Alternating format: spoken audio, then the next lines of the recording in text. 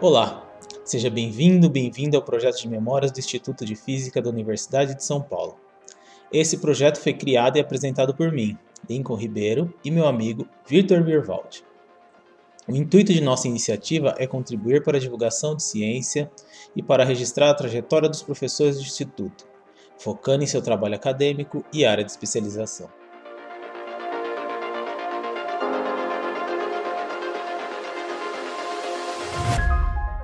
Este é o segundo episódio com Lia Queiroz do Amaral, professora titular sênior do Departamento de Física Aplicada.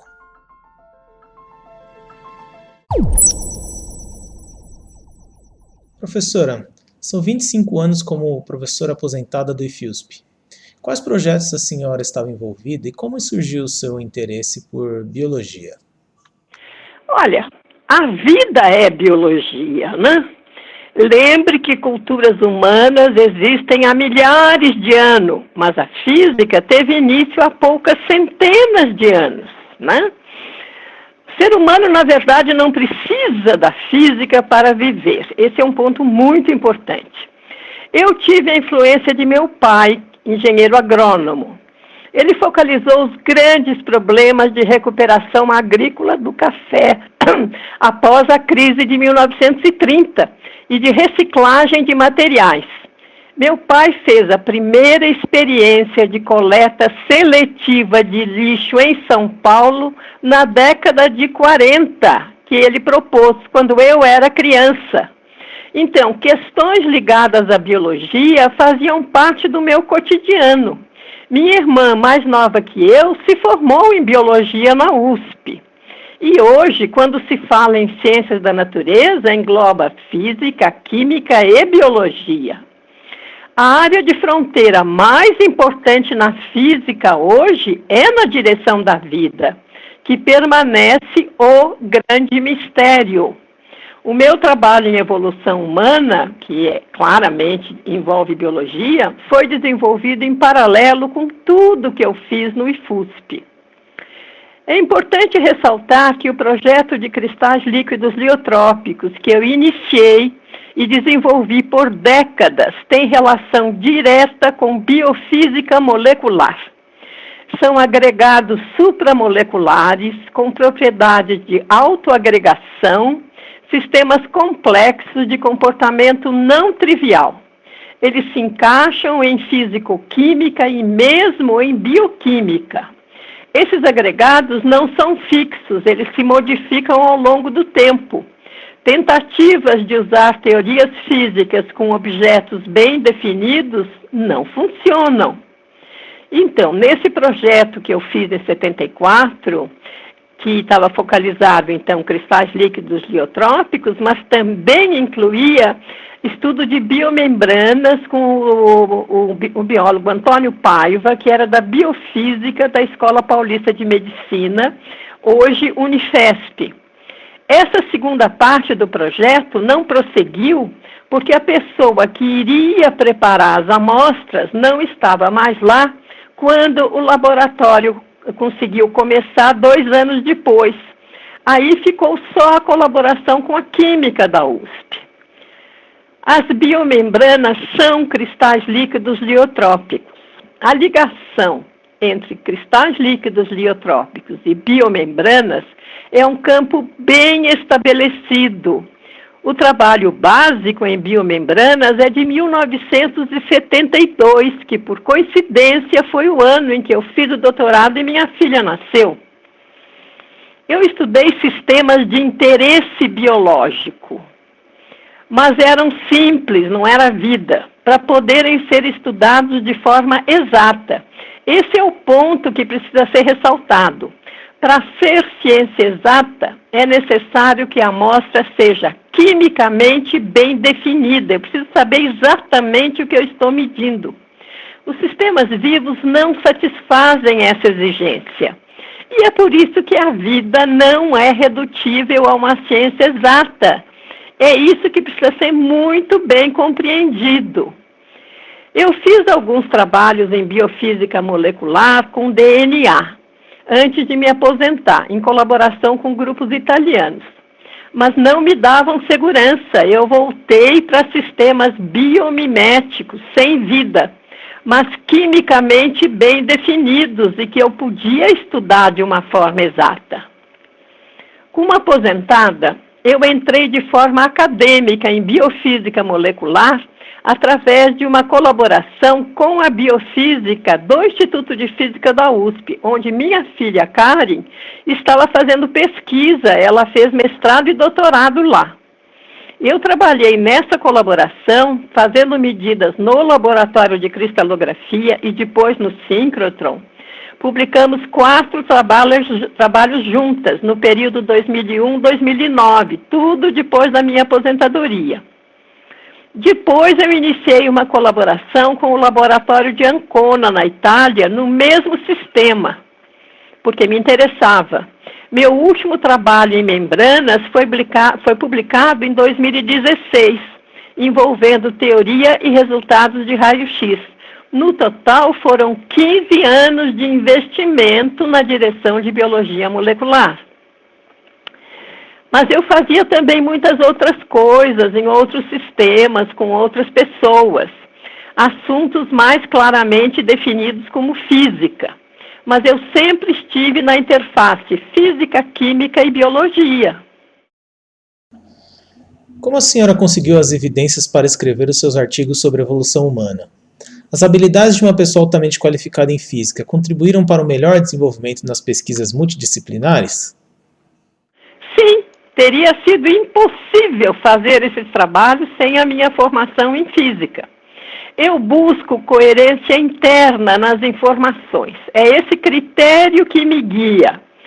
Se eu vejo duas coisas que uma não bate com a outra, eu tenho um detetor interno que fala incoerente. E aí eu paro para tentar buscar coerência. Então, o que eu percebi foi a necessidade lógica, quase que filosófica, de haver uma relação necessária entre as duas características biológicas que definem os humanos. Nós não temos pelos como todos os outros primatas têm. Nós andamos de pé, coisa que nenhum dos primatas faz de maneira permanente. Pode fazer um pouquinho, mas não de maneira permanente. São essas duas características que definem o ser humano. Então, tudo que eu fiz foi para tentar entender e juntar essas duas coisas, porque a biologia parte do princípio de que cada coisa é uma coisa. Eles não têm a preocupação que o físico tem de perceber que tem uma coisa maior juntando tudo. Então, tudo que eu fiz foi para juntar as informações que estavam separadas sobre a parte biológica humana. O cérebro só cresceu milhões de anos depois de andar de pé. Então, nada que dependa do cérebro pode ser considerado como uma causa para andar de pé. Ferramenta, tudo aquilo veio milhões de anos depois. Então, nós não sabemos quando teve início a redução da pelagem. Então, eu percebi a incoerência entre nós não termos pelo e nós andarmos de pé e estava à procura de uma explicação. Quando eu li o livro do Darwin, que dá ênfase total à questão da pele humana, no contexto de seleção sexual, na separação dos demais primatas, eu vi que essa era a direção a seguir. E assim, meu primeiro trabalho, de 1989, dava uma visão global, que eu cheguei nela sozinha, incluindo a questão das diferentes formas de estrutura social. Eu vi que tinha um macaco que era monogâmico, outro, e vi que era tudo diferente, mas que tinha uma explicação global para chegar na loucura que são os humanos. E tudo isso estava nesse meu primeiro trabalho de 89. O meu segundo trabalho, já de 1996, que foi, então, em paralelo com quando formou a física aplicada, faz uma análise termodinâmica da questão da redução da pelagem, no contexto de controle da temperatura corporal, em função do ambiente externo. Então é um trabalho bem específico que usa tudo que eu conheço de física. E a conclusão que eu cheguei foi muito clara. Esse processo tem início na floresta e não na savana. Naquela época achavam que era na savana. Mas logo, quer dizer, eu coloquei esse trabalho na literatura e depois N outras evidências vieram na direção de que realmente o processo teve início na floresta. Então agora ninguém mais fala na savana para essa origem. Mas eu fui a primeira que coloquei isso de maneira clara com argumentos físicos. Mas eu não dei continuidade imediata a esse trabalho, porque eu não vi uma direção clara e eu acabei me envolvendo com a biofísica molecular e outros assuntos, logo depois de aposentada. Inclusive, eu fui na direção de atividades didáticas e de divulgação científica que me ocuparam a partir de 2005. Eu só voltei a investir em evolução humana quase uma década mais tarde, quando eu percebi o que eu precisava fazer. Eu percebi que eu precisava demonstrar as propostas que eu tinha feito, digamos, de um ponto de vista mais de argumento. Ou seja, eu precisava estudar peles com pelos de animais da nossa linha evolutiva e verificar quais eram suas propriedades físicas. Aí depois que eu enxerguei isso, eu comecei a procurar onde é que eu encontro essas peles com pelos dos animais, né? A oportunidade de obter essas amostras surgiu só em 1999, quando eu fui à França para participar de um congresso de física perto de Paris. Eu tinha trocado correspondência com uma antropóloga que havia feito propostas na direção que eu considerava correta. Em Paris, eu simplesmente descobri onde ela ficava, era no Museu de Zoologia lá de Paris, bati na porta dela, ela me recebeu muito bem e me cedeu 3 amostras de peles com pelos de gibão, orangotango e gorila. Eram amostras pequenas, de uns 20 centímetros por 20 centímetros cada uma. Aí eu voltei ao Brasil com essas peles e um taxidermista do Museu de Zoologia no Ipiranga me preparou particularmente as 7 amostras que eu usei para começar as minhas pesquisas em propriedades físicas dos pelos. E isso levou ao meu trabalho publicado em 2008 na Naturwissenschaften, que é uma revista importantíssima da época do começo do século XX. Ou seja, foi uma década de investimento meu para chegar no meu 3º trabalho individual sobre evolução. E foi possível começar logo em seguida 2 trabalhos em colaboração com antropólogos americanos, porque eu consegui participar de um congresso de antropologia em Chicago, relacionado com a antropóloga que eu tinha visitado em Delaware. Então ela me convidou para esse simpósio, eu fui para Chicago, lá eu conheci antropólogos americanos e comecei um trabalho em colaboração com eles. E ao mesmo tempo, voltando ao Brasil, eu comecei um trabalho com um brasileiro especialista em bipedalismo. E aí eu propus fazer experiências muito interessantes com mães carregando seus filhos, porque a minha proposta é que o bipedalismo veio porque nós perdemos o pelo e aí as fêmeas tiveram que carregar as crias nos braços, porque antes os macacos todos se agarram no pelo da mãe. Se começa a perder o pelo, não tem outra saída, tem que segurar a criança nos braços. Então eu propus de fazer uma série de experiências com mães carregando seus filhos nos braços, e isso com alta tecnologia, câmaras medindo para ver como é que é a curvatura da coluna vertebral. Então foi um trabalho sério, mas que veio das minhas ideias e acabou sendo um mestrado de uma aluna lá do professor e eu como colaboradora. Então esse trabalho é que esses 2 trabalhos, que foi consequência de eu ter ido para Chicago, foram ambos publicados em 2015, Ou seja, são necessários anos de investimento para um trabalho original. Entre uma ideia realmente nova e você conseguir perceber como é que você vai poder trabalhar naquilo, olha, realmente a coisa vai na base de muitos anos. E está sendo muito difícil essas ideias, que eu já coloquei na literatura, chegarem ao mainstream. Mainstream é aquilo que todo mundo aceita, né? Pela falta de ligação conceitual entre física e biologia.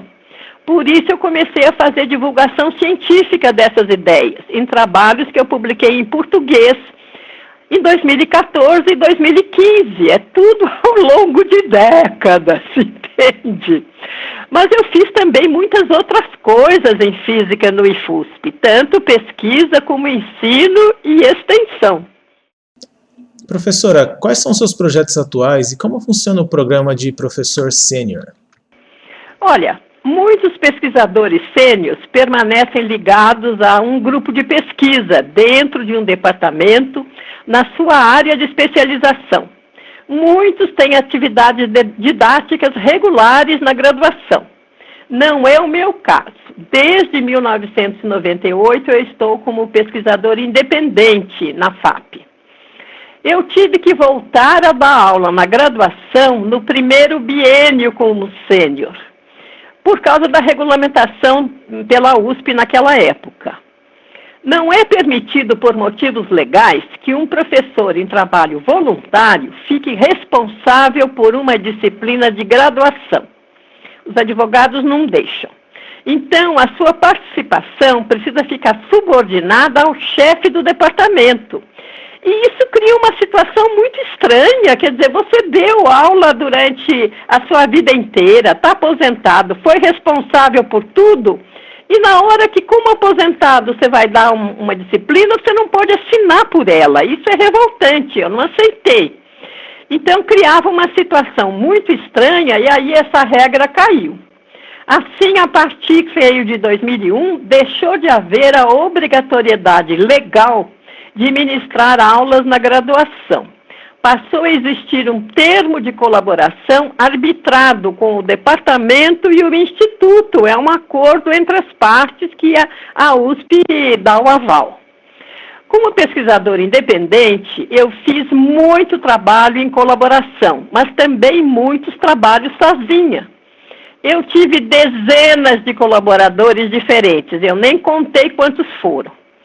Em geral, são alguns trabalhos em cada colaboração, é uma série de artigos. Colaborações são ótimas quando conseguem ser eficientes, mas relações humanas são difíceis, dependem de afinidades pessoais. Uma colaboração muito boa eu tive com a Itália ao longo de décadas. Eu interagi com 3 gerações de pesquisadores de Ancona, que fica no Adriático. Aqui no Brasil, eu tive uma interação grande com Maringá, onde existe um grupo de cristais líquidos muito bom. Eu vou falar um pouco, o que eu vou falar sobre o meu atual refere-se a 25 anos. Então, eu vou mencionar os vários projetos que eu participei como sênior. Comecei com um projeto temático FAPESP, que eu já estava aposentada, com aquele grupo de biofísica, que estudava agregados anfifílicos em meio aquoso.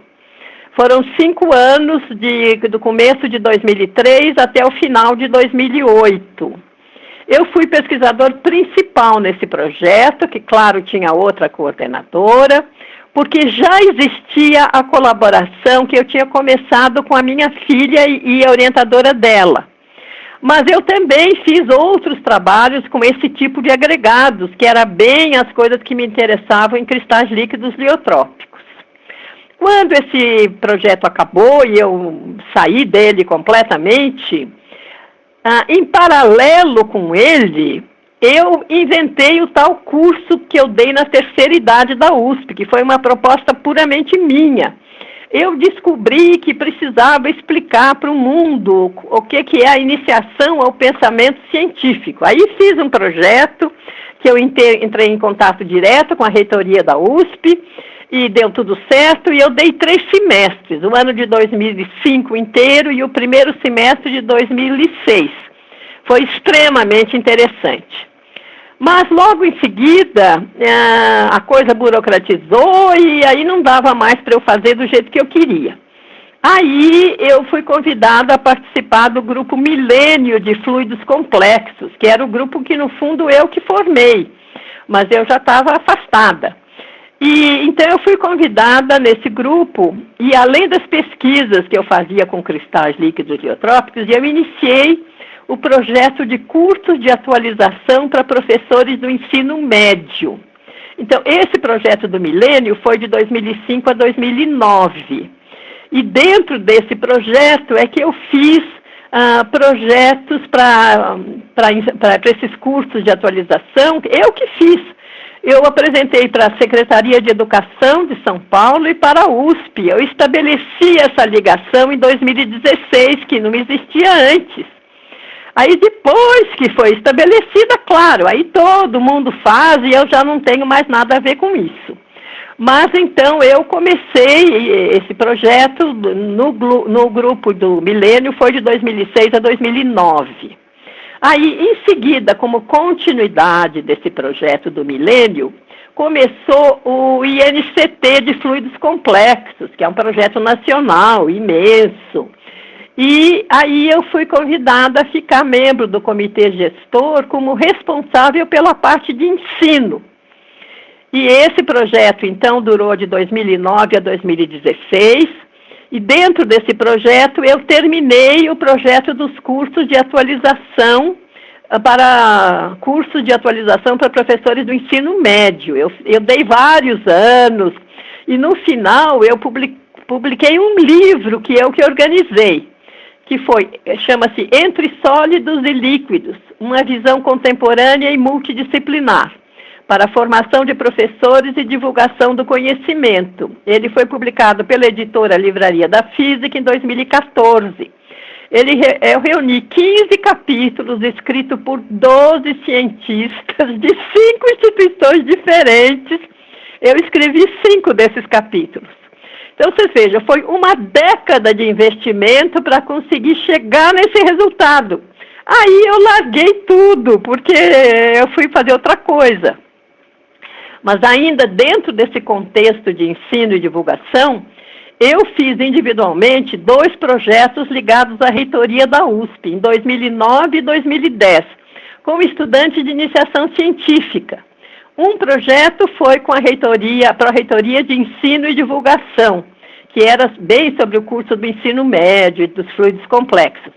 O segundo projeto eu fiz junto com a Pró-Reitoria de Graduação, porque eu percebi todos os problemas que existiam na termodinâmica, e principalmente a maneira como a termodinâmica é dada, muito teórica, sem ligação com a parte prática, que é fundamental. Então, eu fiz um projeto para adequar o conteúdo de termodinâmica ao estudo de diversos tipos de materiais. Também foi 1 ano. Mas aí, à medida que isso acaba, eu me desligo, porque as continuidades são muito complicadas. Teve um novo projeto do INCT a partir de 2017. Eu continuo como membro, participando só de algumas reuniões. E eu me tornei membro de um outro projeto imenso, que foi o NAP-USP, Núcleo de Apoio à Pesquisa, também de Fluidos Complexos. A articulação foi iniciada em 2010, foi definida em 2011. Eu participei de cursos de pós-graduação em 2012 e de eventos variados. Mas a minha participação nesses 2 projetos de fluidos complexos continua. Faz sentido na continuidade como sênior, renovada a cada 2 anos. Mas atualmente eu tenho praticamente nenhuma participação neles. Eu faço pesquisa independente, que não faz parte desses projetos. Minha pesquisa em evolução humana, por exemplo, nunca fez parte desses projetos. Uma característica básica minha é ter um grande envolvimento e participação no início de qualquer projeto que eu decido fazer. Mas depois de ter obtido os resultados em que estava focalizada, eu me afasto dos projetos, que passam a existir de forma totalmente independente de mim. eu não aprecio a parte política inerente a grupos humanos. É muito complicada, eu não sou sociável, eu sigo os meus caminhos. E uma questão que merece destaque é a luta de poder e defesa de território e ciência, que pode ser brutal. Eu já defendi território quando imprescindível à minha sobrevivência. Aí eu fui uma leoa. Mas eu prefiro abandonar o campo e partir em novas direções. Eu não luto pelo poder. E existe um problema político claro nessas disputas que eu realmente detesto. Então, como eu abandonei o reator, eu me afasto quando a relação custo-benefício se torna muito pesada para mim. Eu não tenho paciência para conflitos ideológicos que não levam a nada. Meu interesse é realmente no conhecimento em si. Como surgiu o seu interesse por ciências humanas? Olha, pela experiência de vida. Seres humanos vivem em sociedades. Eu sigo caminhos alternativos, inclusive pela problemática ideológica. Aqui no IFUSP, esse interesse começou pelas atividades de ensino, de graduação e pós-graduação.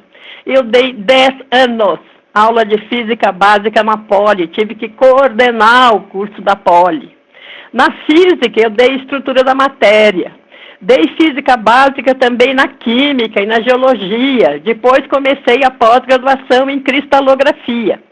Tudo isso requer muita relação humana. Com todos os envolvidos, não é fácil. Eu focalizo o conteúdo, eu entendo a matéria e busco os caminhos próprios de passar esse entendimento. Eu não sigo técnicas nem teorias pedagógicas. Eu não acredito muito nisso.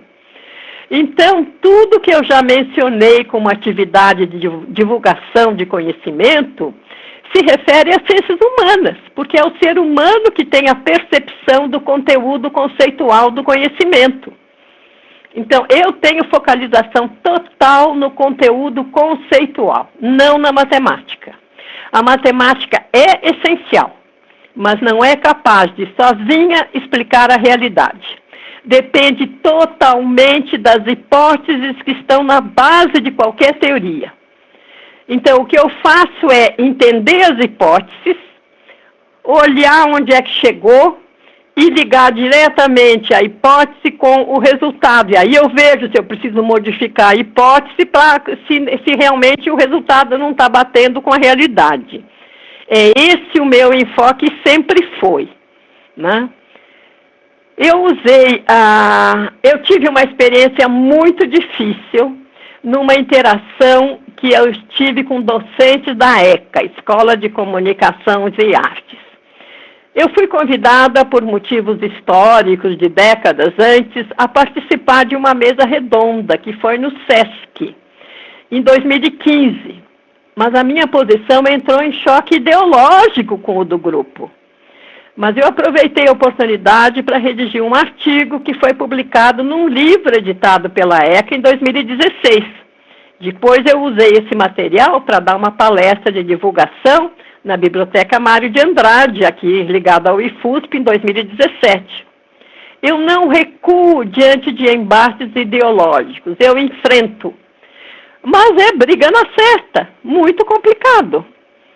Eu usei a experiência que tive no curso de iniciação ao pensamento científico na terceira idade para fazer, mais de uma década depois, um trabalho em História e Filosofia da Ciência, que eu redigi depois de ter feito uma apresentação oral num simpósio USP de História da Ciência e da Tecnologia, construindo diálogos interdisciplinares, que foi realizado em novembro de 2017 na História da USP, mas ligado ao Instituto de Estudos Avançados na USP, onde eu comecei a interagir muito a partir de 2017.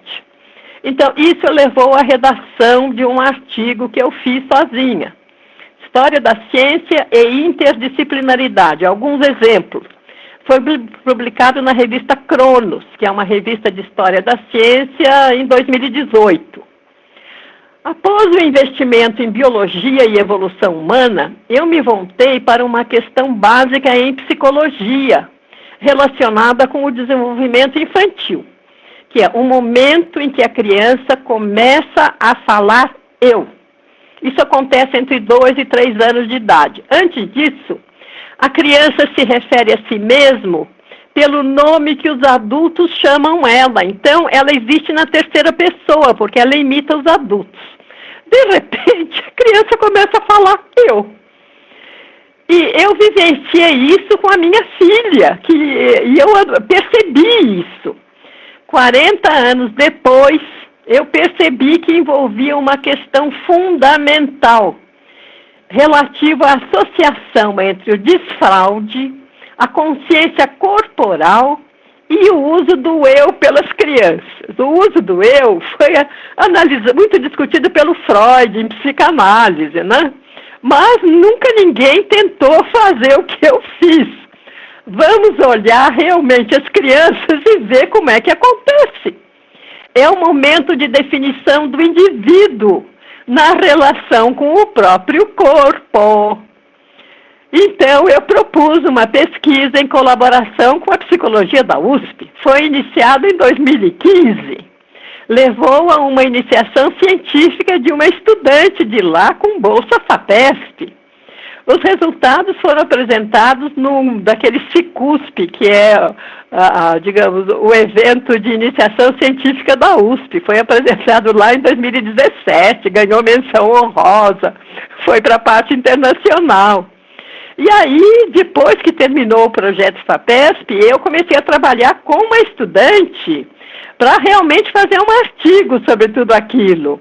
E no meio tempo a estudante se formou, começou a pós-graduação dela e finalmente foi gerado um artigo em colaboração que acaba de ser publicado, ano 2020. Então foram 5 anos de investimento entre a ideia que eu tive e a publicação, mas a ideia inicial veio mais de 40 anos antes. E eu guardo essas coisas na minha cabeça e as coisas vão evoluindo, né? Eu pretendo continuar investindo na direção de História e Filosofia da Ciência, em particular da Física. Eu apresentei um trabalho sobre isso em 2019, com ideias originais sobre o início da Física, Galileu, né? E também sobre a união da Química com a Física, na virada do século XIX para o século XX, que definiu o início das chamadas ciências exatas. São os problemas fundamentais que me interessam hoje. Como a senhora vê a questão da divulgação científica e da popularização da ciência hoje no Brasil? Olha, eu venho investindo na direção de divulgação e popularização desde 2005, quando fiz a proposta do curso para a terceira idade, né, que foi uma experiência inovadora que eu inventei do nada e que foi fantástica. Foi a minha primeira incursão na direção fora da física, porque antes eu tinha interação só com os alunos da física, docentes da física, né? Então, de seguida eu comecei o projeto dos cursos de atualização para professores, então era tudo fora da física. E também a divulgação dos meus trabalhos em evolução humana, eu participei do Pint of Science, eu comecei a perceber que eu precisava divulgar tudo isso. E aí teve o problema todo de jornalismo científico com a ECA, né, que foi a tal palestra em 2015, depois eu publiquei em 2016. Então tudo isso foi me levando cada vez mais para a ideia de que eu preciso divulgar o que eu conheço. Aí, logo depois disso, escrevi um artigo no Jornal da USP sobre o processo de validação do conhecimento científico. Saiu no Jornal da USP em 2017. Porque eu resolvi explicar como é que funciona o processo todos os cientistas conhecem, né? Que vai para análise por pares, etc. e tal, demora anos. E ninguém sabe fora. Então, eu resolvi fazer esse artigo para as pessoas saberem. E nesse artigo eu ressalto a questão ética na produção do conhecimento. Sem essa ética, todo o sistema de produção do conhecimento desaba. E é o que parece estar acontecendo agora. Todo esse processo contra a ciência que acontece atualmente é uma loucura total. Porque, por um lado, o desenvolvimento científico está avançadíssimo, nós dependemos de tudo para a tecnologia, para fazer tudo, e ao mesmo tempo vem essa coisa de terraplanismo e não acreditar em vacina. Então é uma coisa muito louca, e eu parei para pensar o que está por detrás disso. E a minha conclusão é que precisa realmente uma autocrítica entre os cientistas, porque tudo isso vem da arrogância dos cientistas, que só pensam em termos de equações matemáticas e coisas altamente especializadas. E isso é impossível de passar para a pessoa comum. Então, a pessoa comum percebe que a vida dele inteira depende de coisas que ele não conhece. E aí eu volto ao ponto, as culturas humanas existiram milhares de anos atrás, quando não existia ciência ainda. Então, os seres humanos não aceitam essa arrogância de ter que acreditar no que eles não entendem. E é muito salutar isso. Então, eu volto ao ponto. A matemática é essencial, assim como a experimentação é essencial. Mas as duas são técnicas. Existem técnicas matemáticas e existem técnicas experimentais, mas isso não leva a resultado válido. É o conceito que define o significado. São as hipóteses de uma teoria que dão o seu significado. As fórmulas matemáticas não explicam a vida.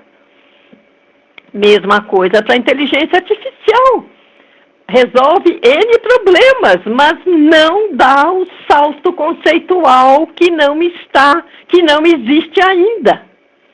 Os algoritmos ajudam sim, quando suas hipóteses são bem compreendidas conceitualmente. Senão, eles podem atrapalhar e muito. A vida ainda é um mistério que precisa ser respeitado. Então, vamos ver direito o que é física.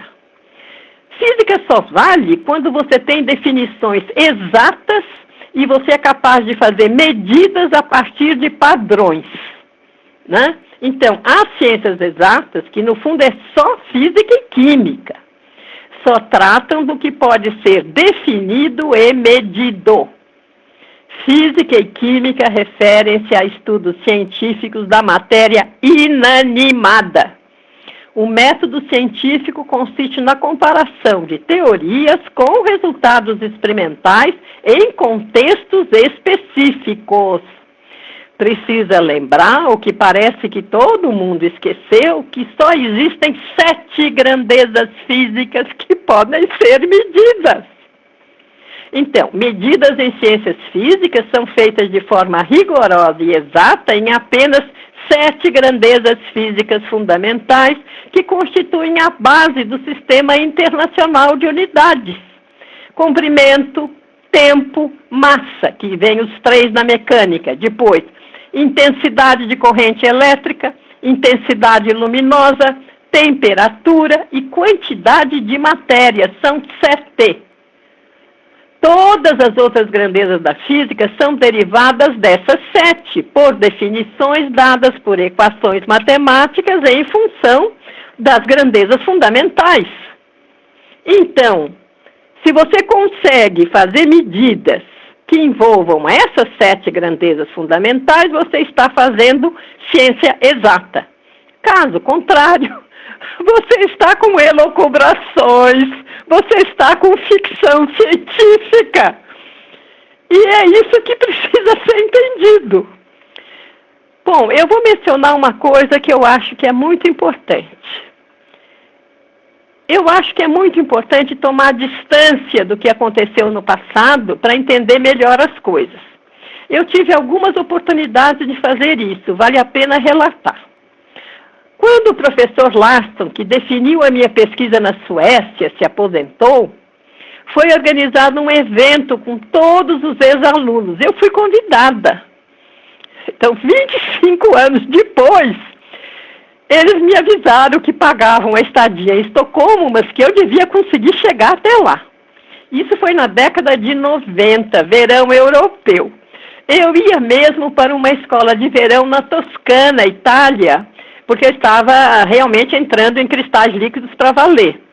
E essa escola de verão foi fantástica, foi num hotel, numa montanha maravilhosa, perto do local onde meus avós italianos nasceram, província de Lucca. E eu pude juntar tudo, o assunto de pesquisa, que era a cristais líquidos, o meu histórico familiar na Toscana e o meu histórico de pesquisa na Suécia. Assim eu voltei a Estocolmo 25 anos depois. Foi muito incrível confrontar a memória pessoal interior com a realidade objetiva exterior. Poucas pessoas têm essa oportunidade na vida, eu tive. Outro evento marcante foi o workshop feito em minha homenagem lá na Física, em 2011, que foi o ano em que eu completei 70 anos.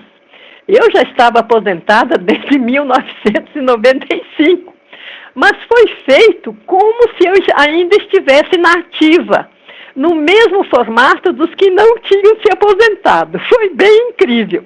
Minha filha deu um depoimento, meus colaboradores italianos também, o Goldenberg participou. Depois teve um coquetel, amigas minhas da faculdade vieram. Foi bem divertido, eu achei muito bom. No ano seguinte, 2012, eu resolvi promover um jantar de celebração dos 50 anos de formatura.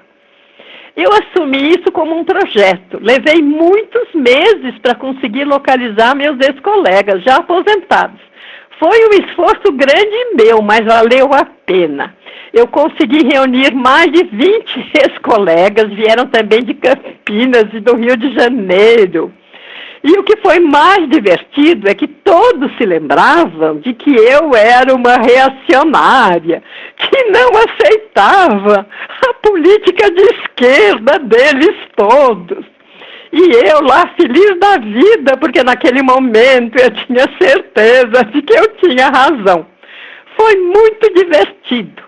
Enfim, recordar é viver. Professora, tive a oportunidade de ver um trabalho no Departamento de Cristalografia de membranas aplicadas à reconstrução da epiderme, uma aplicação direta da física na biologia. As membranas que a senhora estudou têm algo a ver com esse tipo de material? Olha, algo a ver tem, mas não é direto, né? Esse é o ponto importante. Vai me ajudar a poder explicar a diferença que existe entre física básica e física aplicada. Então, a física básica, ela é fundamental. Ela não diz, você não tem uma finalidade para a física básica, né? É quando você faz a pergunta por quê? Essa pergunta a criança faz desde que começa a falar, que é entender tudo que está em volta de si. O cientista mantém essa curiosidade a vida inteira. Então, na verdade, o que me move é quando eu olho alguma coisa e me pergunto por quê. Se eu me pergunto por quê, eu quero entender a resposta. Não me interessa muito para quê. Interessa depois para quê, né? Mas eu quero saber por quê. Então, isso vai na direção da pesquisa básica, né? E é essa direção que direcionou todo o conhecimento humano, desde sempre, né? Desde a filosofia dos gregos, que começaram a se perguntar por quê? Agora, eles podiam fazer essa pergunta porque eles tinham os escravos trabalhando para eles, né? Agora, os cientistas não têm escravos trabalhando para eles, mas é uma elite que pode se dar ao luxo de ficar elucubrando para que será. Então, quando você faz a pergunta para quê, você está querendo saber o princípio básico. Então, as membranas que eu investiguei, elas têm a ver com a parte básica, ou seja, na hora que eu junto um material que tem capacidade muito específica, é um material que a gente chama de anfifílico, que ele tem uma cabeça polar que se liga com a água e um rabo parafínico que detesta a água. Quando você junta várias moléculas desse tipo, por um processo de autoagregação, formam-se umas micelas, que são umas coisinhas que em princípio começam redondas, em que todas as cabeças polares ficam por fora enxergando a água e as parafinas ficam dentro excluindo a água. Então, essa problemática de gostar de água ou não gostar de água é que é básica para formar as membranas. Aí, o que é a membrana? É quando essa quantidade de material, você começa a aumentar a intensidade de material, mais anfifílico e menos água, então, em vez de formar uma bolinha, acaba começando a formar uns planos, né? Então, forma planos que tem a cabeça polar em cima e a cadeia parafínica no meio. Isso é a membrana. Então, a membrana você consegue estudar através do estudo da fisicoquímica dos cristais líquidos liotrópicos, entende? Porque mudando a intensidade relativa dos componentes e mudando a temperatura, você começa a observar as propriedades desse sistema, que vai formar, eventualmente, membranas biológicas, se o anfifílico for um lipídio. Lipídio é uma gordura. Então, quando você junta normalmente gordura com água, não se junta. Mas acontece que a vida justamente aparece quando o lipídio tem uma cabeça polar, e aí quando você bota na água, tem autoagregação e começa a formar essas superestruturas moleculares, complicadésimas, né? Então, isso é física básica, né, que vai na direção de biofísica e da vida. Aí, isso começou a ser compreendido de uma maneira mais clara em 1972, quando foi feito o primeiro modelo de membrana biológica. Bom, aí passam-se os anos, tudo começa a ser muito melhor conhecido e, finalmente, começa a ter aplicações práticas das membranas em 1000 coisas diferentes, em 1000 direções diferentes. Uma delas, essa que você participou, porque eu sei muito bem, conheço bem o Giancarlo, com quem você interagiu, ele estava no laboratório de cristalografia, e além disso, ele participou comigo dos projetos do INCT, de fluidos complexos, e eu conheço ele muito bem. Mas ele já foi para o laboratório quando eu, graças a Deus, já estava independente. Então, o laboratório estava andando por conta dele, como eu largo tudo que eu começo, e chega uma hora, começa a complicar, eu parto para outra. Então, a sua pergunta é válida, mas teve um defasamento de décadas entre a pesquisa básica e você conseguir chegar numa aplicação prática.